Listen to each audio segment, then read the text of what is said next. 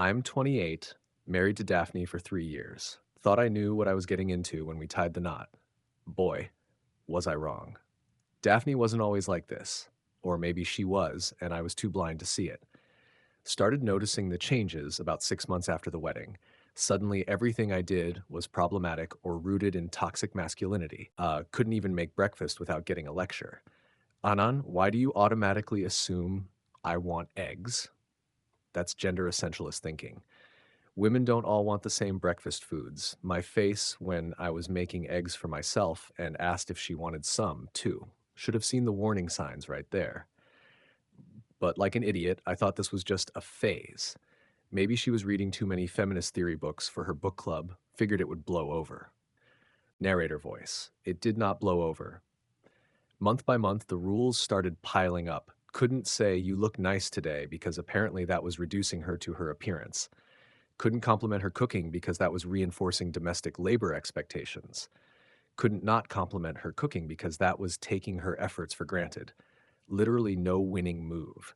Started keeping a mental notebook of all the things that would set her off. Don't hold doors open. That's patronizing. Don't fail to hold doors open. That's inconsiderate. Don't offer to carry heavy things. That's assuming she's weak. Don't let her struggle with heavy things. That's ignoring when she needs help. It was like living in a logic puzzle designed by a satist. But I loved her, right? This was just marriage stuff. Everyone said the first few years were hard, kept trying to be the perfect husband according to her ever-shifting rulebook, began studying her moods like a meteorologist tracking storm patterns. If she came home and immediately started reorganizing the spice rack, that meant she'd had a bad day, meant I needed to ask about her day but not seem too eager. Had to show interest but not emotional labor dumping, whatever that meant. If she was quiet during dinner, could mean she was testing whether I'd notice her silence, or could mean she wanted space to process her thoughts. Wrong guess meant either you're so self-absorbed or stop trying to manage my emotions. Started developing actual anxiety about coming home.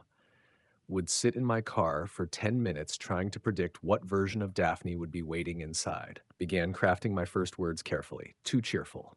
Stop performing toxic positivity. Too neutral. You're being emotionally unavailable. Tired from work. You're centering your own experience. The rules kept multiplying like some kind of social justice hydra. Couldn't watch action movies. Glorifies violence and toxic masculinity. Couldn't watch comedies. Most comedy is punching down at marginalized groups. Couldn't watch dramas.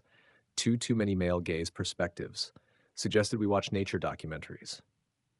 Nature documentaries often have colonial perspectives on indigenous lands. And on my face, when we ended up watching nothing, just sat in silence while she scrolled through think pieces on her phone. Meanwhile, I'm walking on eggshells made of eggshells.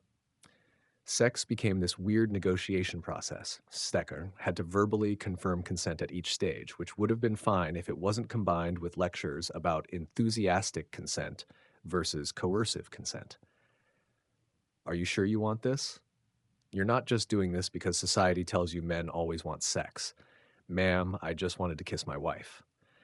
Romance died somewhere between the consent workshops and the PowerPoint presentation she made about decolonizing intimacy. Yes, she actually made a PowerPoint. Yes, I actually sat through it. Yes, I hate myself for it. Friends started noticing I was different. Stephen asked why I looked like I'd aged 10 years in 10 months. Couldn't explain it without sounding insane. Well, you see, my wife has created an elaborate system of social justice checkpoints that I must navigate to perform basic husband functions. Even thinking about it sounded crazy. Started declining invitations to hang out, not because Daphne said I couldn't go, but because she'd create this whole framework around it. Why do you need male friendship validation? What emotional needs aren't being met in our relationship? Are you using your friends to avoid processing your feelings? Easier to just stay home and watch her deconstruct every aspect of our existence. The breaking point should have been the grocery store incident. Went shopping together on a Saturday trying to be a good husband. Asked what she wanted for dinner that week. Why are you assuming I'm responsible for meal planning? That's invisible labor that women are expected to perform. Okay, fair point. So I started making suggestions. Why are you taking control of the decision making process? I'm capable of choosing my own food. Stop making suggestions. Just walked beside her. Are you going to contribute anything to this process or just follow me around like dead weight? Literally could not win. Stood in the cereal aisle having an existential crisis while she lectured a teenage stock boy about how the shelf arrangement reinforced gender stereotypes. Why are the fun cereals at kid eye level while the healthy options are higher up? This teaches children that nutrition is an adult responsibility rather than a shared family value. Kid just wanted to finish his shift. I wanted to disappear into the floor. That night, she presented me with a 47-point plan for decolonizing our domestic space. I wish I was making that number up. Point 23 was about how the height of our bathroom mirror reinforced masculine spatial defaults. Point 31 was about reorganizing our bookshelf to center marginalized voices. Point 40 was about developing a more intentional approach to condiment allocation. I don't even know what that means. Still don't know what that means. Probably never will know what that means. But I nodded and agreed because that's what I did. I was the yes man in my own marriage. Months passed in this weird haze of hypervigilance, analyzing every word before I spoke, second guessing every gesture, living like I was diffusing bombs instead of making conversation with my wife. Developed this exhaustion that sleep couldn't fix. The kind of tired that settles into your bones where even thinking about having to navigate another conversation felt overwhelming. Started working late, not because I had to, but because home felt like a battlefield. Office was peaceful. Nobody cared if I said, "Hey, how's it going?" without deconstructing the patriarchal implications of casual greetings. Could eat lunch without someone analyzing the privilege embedded in my sandwich choices. Daphne started complaining that I was emotionally withdrawing, but every time I tried to engage, it turned into an educational moment about my internalized problematic behaviors. Couldn't tell her about my day without it becoming a seminar on workplace dynamics and systemic oppression. Couldn't ask about her day without it becoming a lecture on emotional labor and gender expectations. Couldn't remain silent without it being stonewalling and conflict avoidance. Realized I was living in a no-win scenario like that Star Trek test where the computer just keeps escalating until you lose. Except this was my actual life. And there was no Kobayashi Maru solution, just endless new rules and shifting goalposts. The moment everything changed was a Tuesday in October.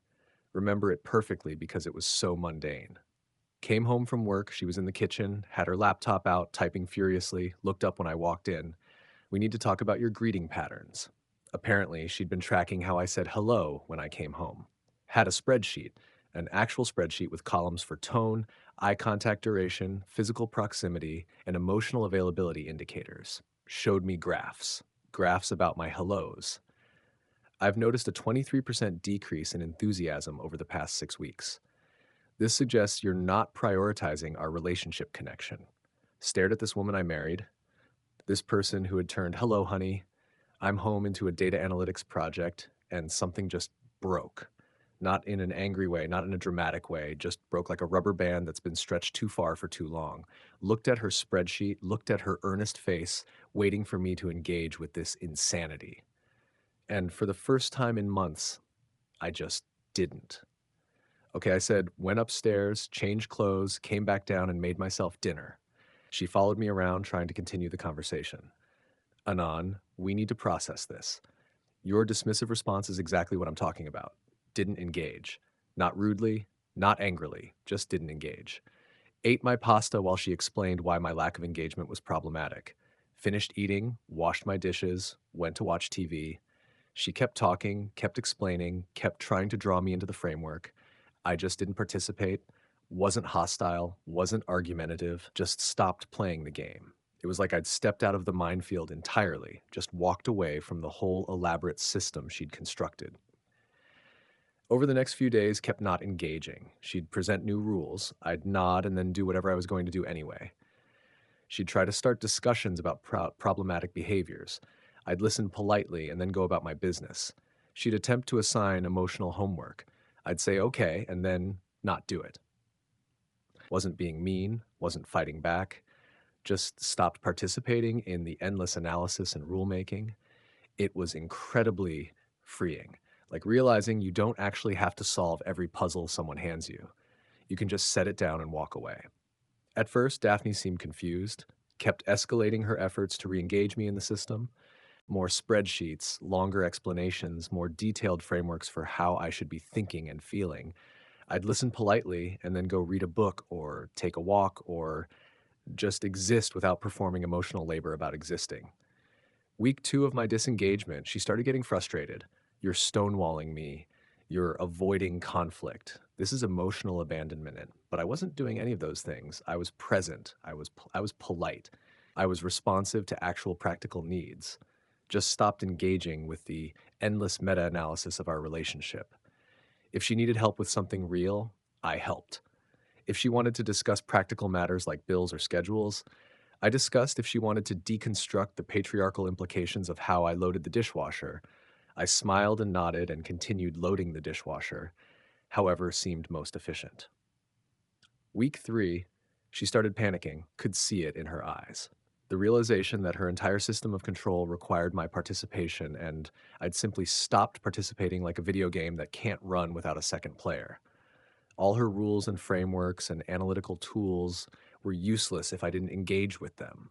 She'd built this elaborate machine for managing our relationship, but it only worked if I kept feeding it my anxiety and compliance, and I just stopped feeding it.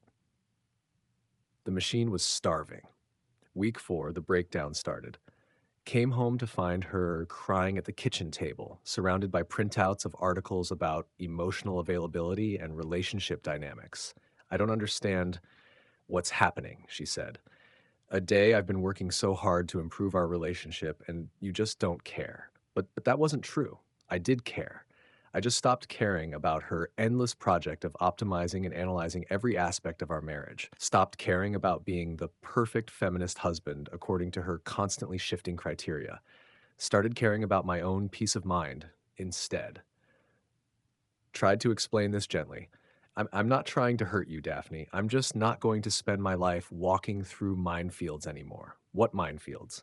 I'm trying to make us better. And she genuinely believed that, could see it in her face.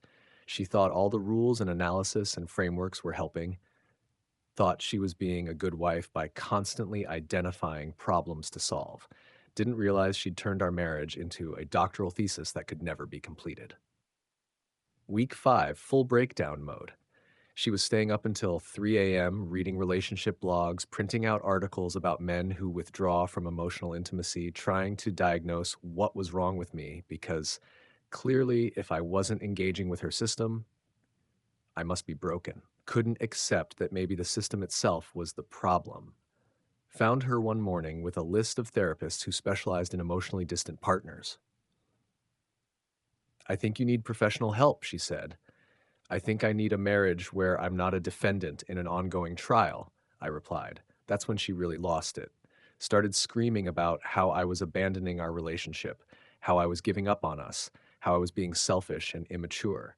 But I wasn't doing any of those things. I was just refusing to be managed like a problematic employee, refusing to treat my own emotions and behaviors like they needed constant oversight and correction, refusing refusing to live in a world where every interaction was a test I could fail. The irony was incredible. She'd spent years trying to control every aspect of our dynamic, creating rules and systems and frameworks for how I should think and feel and behave. And the moment I stopped submitting to that control, she completely fell apart. All her feminist theory about agency and autonomy, but couldn't handle when I actually exercised agency and autonomy in a way she didn't like. Week 6, she moved back to her parents' house temporarily to get some space and figure out what's wrong with our relationship. House was quiet for the first time in years. Could eat cereal for dinner without a lecture about nutrition privilege. Could watch whatever I wanted without a discourse analysis. Could say good morning without wondering if my tone was sufficiently emotionally available. It was paradise. Realized how much stress I'd been carrying, how much mental energy I'd been spending on trying to navigate her emotional landmines, how exhausted I'd been from constant vigilance. Friends noticed the change immediately. Steven said I looked like I'd been released from prison. You're actually making eye contact again, dude. Hadn't realized I'd stopped doing that. When you're always worried about your next mistake, you stop looking directly at the world. Daphne called every few days with updates on her processing. Had apparently found a support group for women with emotionally unavailable partners, was reading books about narcissistic men and relationship trauma, still completely convinced that my unwillingness to engage with her control system meant I was broken. Never once considered that maybe her control system was the problem. Week 8. She wanted to meet for coffee to discuss our path forward. Agreed, because I'm not a monster. Still loved her. Just couldn't live in her emotional panopticon anymore. Met at a neutral cafe. She had a notebook. Of course, she had a notebook. I've been doing a lot of work on myself, she said. I've identified some patterns in our relationship that were unhealthy, the enchaînerie. Thought maybe she'd had a breakthrough. Maybe realized that turning marriage into a constant performance review wasn't sustainable. Nope. I've been too accommodating of your emotional withdrawal, she said. I need to set better boundaries about emotional labor and relationship participation. She'd learned new terminology, but hadn't learned anything. Still thought the problem was my failure to engage with her system. Not that the system itself was insane. Had a whole new framework for how we could rebuild trust and emotional intimacy. More rules, more requirements, more ways to fail, just with different vocabulary. Looked at this woman I'd loved, this person who couldn't just let us be married without turning it into a semester-long seminar and felt nothing but sadness. Not anger, not resentment, just profound sadness that she couldn't understand the difference between a relationship and a research project. I don't think this is going to work, Daphne. That's when the real breakdown happened right there in the coffee shop. Started hyperventilating, crying, saying I was abandoning her just because she wanted us to be better. Saying I was punishing her for trying to grow, saying I was choosing toxic masculinity over personal development. But none of that was true. I was choosing sanity over chaos, choosing peace over constant conflict, choosing to be a person instead of a project. The waitress brought tissues. Other customers were staring. Daphne was having a full panic attack because her husband didn't want to live inside her control matrix anymore. Couldn't handle that. Her elaborate system of rules and analysis had failed. Couldn't accept that maybe, just maybe, some things in life don't need to be optimized and problematized and deconstructed. Maybe sometimes you can just love someone without turning it into a dissertation. Maybe marriage can be simple sometimes. Maybe not every interaction needs to be a teachable moment about privilege and power dynamics. But she couldn't see that. To her, my disengagement wasn't self-preservation. It was selfishness. My refusal to be managed wasn't healthy boundary setting. It was emotional violence. My desire for peace wasn't reasonable. It was regressive. The final conversation happened 2 weeks later. She'd had time to process some more. Wanted to try couples therapy, but only if I admitted that my withdrawal was the primary problem. Only if I committed to doing the work of becoming more emotionally available. Only if I agreed to work with a therapist who specialized in deconstructing masculine defense mechanisms. More frameworks, more analysis, more ways to be wrong. Told her no. Not angrily, not dramatically. Just no. I'm not broken. Daphne, I don't need to be fixed. I need to be married to someone who doesn't think I need to be fixed. That's when she completely lost it, accused Mika of gaslighting her, said I was manipulating her into thinking her needs were unreasonable, said I was using my privilege to avoid accountability, but I wasn't doing any of those things. I was just saying no to living in her emotional surveillance state, saying no to being treated like a problematic student who needed constant correction, saying no to a marriage where love was conditional on perfect adherence to an ever-changing rulebook. The divorce was finalized 6 months later. She moved across the country, heard through mutual friends that she'd started dating someone new. Apparently, he's very emotionally evolved and committed to personal growth. Good for him. Hope he enjoys the spreadsheets. As for me, learn something important. You don't have to walk through someone else's minefield. You can just not. You can step outside their system of control and live your life. They might have a complete breakdown when you do. They might accuse you of abandoning them. They might genuinely believe you're broken and selfish and wrong. But sometimes the most loving thing you can do is refuse to enable someone's need to manage and control every aspect of existence. Sometimes you have to let people be responsible for their own emotional reactions, even if those reactions involve complete psychological collapse. Dating again. Now, it's amazing how simple relationships can be when both people are just trying to enjoy each other's company instead of constantly optimizing and analyzing and improving each interaction. Met Sarah 3 months ago. She's great. When I complimented her dress, she said, "Thank you." Didn't launch into a lecture about the male gaze and appearance based validation. When I held the door open, she walked through it. Didn't require a discussion about patronizing gender dynamics. When I suggested we watch a movie, she said, "Sure, what do you want to watch?" Didn't need to analyze the representation and problematic themes first. It's revolutionary. Normal human interactions without constant meta commentary, conversation without performance reviews, affection without frameworks, love without spreadsheets. Sometimes Daphne still contacts me, usually late at night, long messages about how I abandoned our growth and chose comfort over consciousness, how I gave up on becoming a better person, how I'm perpetuating toxic patterns by being with someone who doesn't challenge me. Don't respond anymore. Not because I'm angry, not because I want to hurt her, but because I finally learned the most important lesson. You can't save someone from their need to control everything. You can only save yourself from being controlled. And sometimes the kindest thing you can do is just stop walking through the minefield. Let them stand there alone with all their rules and frameworks and demands, wondering why nobody wants to play their impossible game anymore. My face when I realized freedom was always an option. Just had to choose it. Chose peace over chaos. Chose simplicity over complexity. Chose love over optimization. Best decision I ever made. 10 out of 10. Would disengage again. Anyway, Sarah and I are thinking about getting married next year.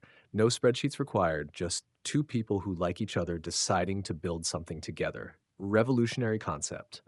I know. Sometimes the most radical thing you can do is just be normal. If this confession kept you hooked, make sure to subscribe, like, and share. We share powerful true stories every day that explore the complex realities of life.